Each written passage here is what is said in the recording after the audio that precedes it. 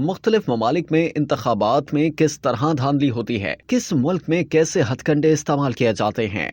پاکستان جیسے ملک میں دھاندلی کے الزامات یا انتخابی نتائج کے بارے میں شکوک و شبہات کا اظہار کوئی نئی بات نہیں ہے۔ دراصل انتخابات میں جعلسازی اور دھاندلی کی تاریخ جمہوریت کی جدید شکل کے فروغ کے ساتھ ہی شروع ہو گئی تھی۔ وقت گزرنے کے ساتھ اس کے طریقے اور نوعیت تبدیل ہوتی گئی اور اس میں طرح طرح کی جدت آتی گئی۔ مختلف ممالک میں اس عمل کی روک تھام کے لیے قوانین اور قواعد موجود ہیں۔ اس کے باوجود امریکہ، برطانیہ اور بھارت جیسی جمہوریتوں میں بھی انتخابات کے بعد اس قسم کے الزامات سامنے آتے رہتے ہیں۔ اس زمرے میں وہ تمام اقدامات یا عوامل آتے ہیں جن کی مدد سے کسی مخصوص انتخابی امیدوار یا سیاسی جماعت کے حق میں یا اس کے خلاف راہ ہموار کی جاتی ہے اور نتائج تبدیل کیے جاتے ہیں۔ بعض اوقات یہ اقدامات اتنے شاطرانہ انداز میں کیے جاتے ہیں کہ لوگوں کو انتخابات کے وقت یہ معلوم ہی نہیں ہو پاتا کہ کس طرح انتخابی نتائج پر اثر انداز ہونے یا اسے تبدیل کرنے کی کوشش کی گئی ہے۔ انتخابات میں جعلسازی اور دھاندلی ثابت ہونے پر بہت سے ممالک میں ملوث افراد کو سزائیں دی جاتی ہیں، لیکن یہ جرم اتنا سنگین ہوتا ہے کہ صرف سزائیں اس کے منفی اثرات کا ازالہ نہیں کر سکتی۔ اس کا سب سے برا اثر یہ ہوتا ہے کہ لوگوں کا جمہوریت اور جمہوری عمل پر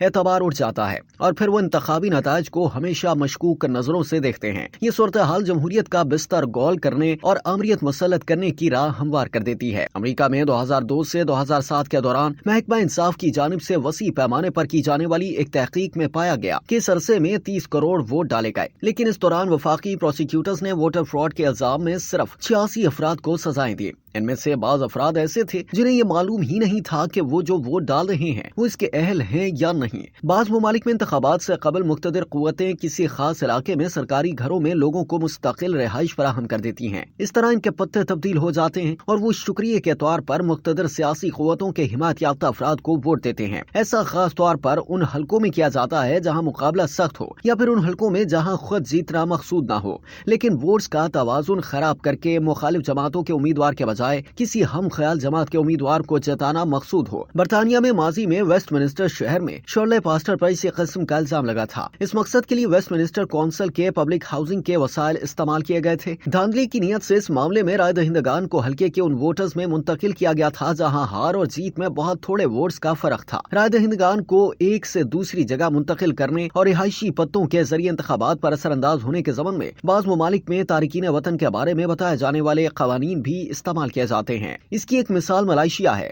جہاں فلپائن اور انڈونیشیا کے تارکین وطن کو ووٹ کے حق کے ساتھ شہریت دی گئی تھی۔ وہاں یہ عمل صباح نامی ریاست میں ایک سیاسی جماعت کو برتری دلانے کے لیے کیا گیا تھا۔ یہ عمل ایک متنازع منصوبے کے تحت کیا گیا تھا جسے پروجیکٹ IC کا نام دیا گیا تھا۔ بعض صورتوں میں بعض افراد کو ووٹ ڈالنے کے لیے نااہل قرار دے دیا جاتا ہے۔ مثلاً بعض ممالک میں قیدی اس حق سے خود بخود محروم ہو جاتے ہیں۔ بعض اوقات غلطی کے نام پر بہت سے ووٹرز کے نام انتخابی فہرست سے خارج کر دیے جاتے ہیں۔ 1917 میں کینیڈا میں وفاقی انتخابات کے موقع پر یونین گورنمنٹ نے ملٹری ووٹرز ایکٹ اور وار ٹائم الیکشنز ایکٹ منظور کیا تھا۔ اس قانون کے تحت حاضر سروس فوجیوں کو پابند کیا گیا تھا کہ وہ صرف کسی ایک سیاسی جماعت کو ووٹ دے سکتے ہیں اور اس مخصوص سیاسی جماعت کو یہ اختیار دیا گیا تھا کہ وہ یہ فیصلہ کرے کہ اس کے حمایتی فوجی کس جگہ ووٹ ڈالیں گے۔ اسی طرح ان فوجیوں سے براہ راست تعلق رکھنے والی خواتین کو بھی پابند کر دیا گیا تھا۔ ان فوجیوں کو یونین گورنمنٹ کے حق میں غیر متناسب طور پر بڑے پیمانے پر استعمال کرنے کی بات کی جاتی ہے۔ وار ٹائم الیکشنز ایکٹ کے بارے میں کہا جاتا ہے کہ اسے مخصوص لسانی گروہوں کو لبرل پارٹی یعنی جو حزب اختلاف میں تھی کے حق میں استعمال کیا گیا تھا۔ اس کی بھی تکنیک غیر متناسب نمائندگی والی تھی۔ ریاست ہائے متحدہ امریکہ میں 2012 میں 10 ریاستوں نے یہ قانون منظور کیا تھا کہ پولنگ اسٹیشنز پر ووٹرز کو اپنی تصویری شناخت پیش کرنا ہوگی۔ اگرچہ یہ عمل دھاندلی روکنے کے لیے کیا گیا تھا، لیکن نیو یارک کے برینن سینٹر فار جسٹس کی ایک تحقیق کے مطابق اس عمل کی وجہ سے اقلیتوں سے تعلق رکھنے والے غریب اور بوڑھے افراد بڑی تعداد میں ووٹ کے حق سے محروم ہو گئے تھے، کیونکہ وہ دور دراز علاقوں میں سکونت پذیر ہیں اور جس دفتر سے تصویری شناخت نامہ جاری کیا جاتا ہے وہ ان کے گھروں سے کافی فاصلے پر تھا۔